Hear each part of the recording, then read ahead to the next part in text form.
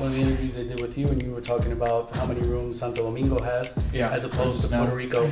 We come on over. There's plenty. I've never had issues not putting my places. Right. Once again, it's just got to be a good product.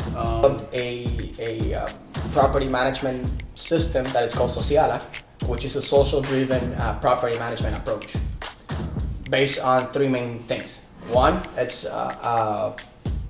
property enhancement, which is branded.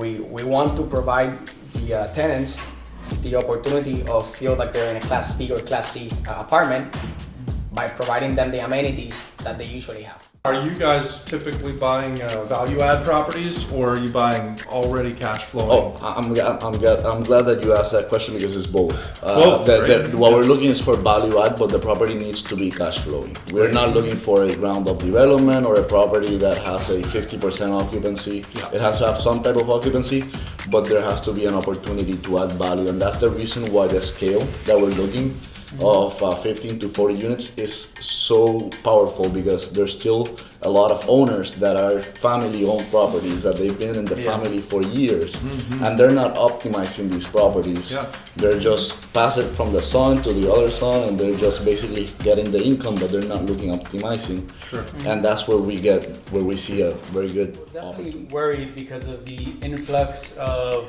the amount of investors and the amount of guest homes coming in. But I think just those God-given formulas that I have under 100, for certain properties, and just great owners or just great staff.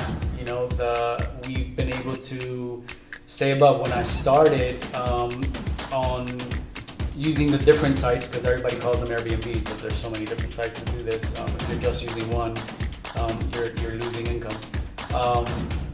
When I started, there was probably 2,500. Remember, Airbnb was 4 years old when I started. Yeah. So now they're 13 years old, which is, now they're a monster, a beautiful monster.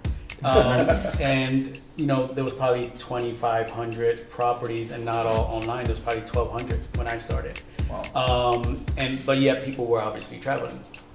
Now, then as things started growing in Puerto Rico, I would see 4,000, 6,000. 8,000, you're thinking, oh my God, how am I going to stay competitive? It's not been an issue. No issue. With as many different properties, and most likely because of what you're saying. Honestly, there was probably an issue. People weren't coming to Puerto Rico because we didn't have the rooms. Right. Yeah. And with this transition into being able to vacation in someone's house and in what we've created for you to come to. I think it's spectacular. I don't think anybody's really hurting unless, of course, you don't know how to price them, and stuff like that.